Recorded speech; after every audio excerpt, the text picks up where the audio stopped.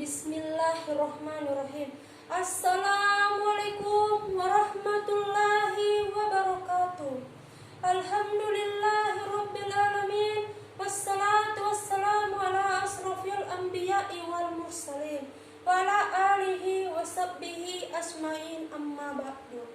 Segala puji atas kehadirat Allah Subhanahu wa taala yang masih memberikan kita hidayah, inayah, keimanan serta kesehatan sehingga masih dapat berkumpul di tempat ini. Salawat serta salam tanpa pula kita sanjungkan kepada baginda Rasulullah Sallallahu Alaihi Wasallam, karena beliaulah yang telah mengantarkan kita dari arah kegelapan menuju arah terang benderang. Teman-temanku yang dirahmati Allah Subhanahu wa taala, sebelum saya menyampaikan ceramah singkat, marilah saya memperkenalkan diri terlebih dahulu. Perkenalkan, nama saya Tiara Audrianti, mahasiswa dari Universitas Pepagri Makassar, Fakultas Ilmu Sosial dan Politik, jurusan Pemerintahan. Teman-teman yang dirahmati Allah Subhanahu wa taala, pada kesempatan kali ini saya akan menyampaikan ceramah singkat yang bertema berbakti kepada ibu. Teman-temanku yang dirahmati Allah Subhanahu wa taala, berbicara tentang seorang ibu, tentunya kita pernah mendengar cerita tentang Malin Kundan, di mana dulu Malin Kundan dilaknat oleh Allah Subhanahu wa taala akibat durhaka kepada orang tuanya, terutama pada ibunya. Dia tidak mau mengakui ibunya sebagai orang yang miskin.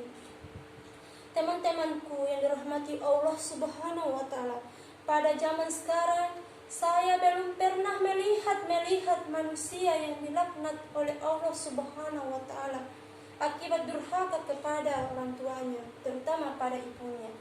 Tapi saya sangat sedih melihat anak-anak zaman sekarang selalu berkata kasar kepada ibunya, padahal anak-anak telah tahu bahwa surga seorang anak berada di telapak kaki seorang ibu. Mereka sudah tahu pula bahwa durhaka kepada kedua orang tua, terutama pada ibu, merupakan dosa besar bagi anak yang dilaknat oleh Allah Subhanahu wa taala. Teman-temanku yang dirahmati Allah Subhanahu wa taala, mari kita sama-sama menyayangi ibu kita. Mari sama-sama kita mencintai ibu kita. Mari kita sama-sama menjaga ibu kita sebagaimana beliau yang telah menjaga kita semasa kita masih bayi. Begitu pula kita masih di dalam kandungannya.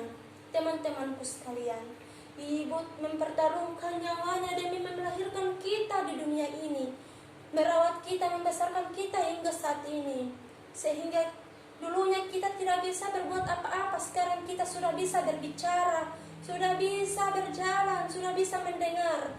Itu karena apa? Itu karena orang tua kita yang telah mendidik kita hingga saat ini. Tanpa seorang orang tua, teman-temanku, tanpa seorang ibu, teman-temanku, kita tidak bisa berbuat apa-apa. Maka dari itu, hargailah ibumu selagi ibumu masih ada. Banyak di luar sana, teman-temanku sekalian, yatim piatu sebab tidak ada ibunya, sebab tidak ada orang tuanya. Mereka berkeliaran di luar-luaran rumah, mereka tidur di jembatan-jembatan. Karena apa, teman-temanku?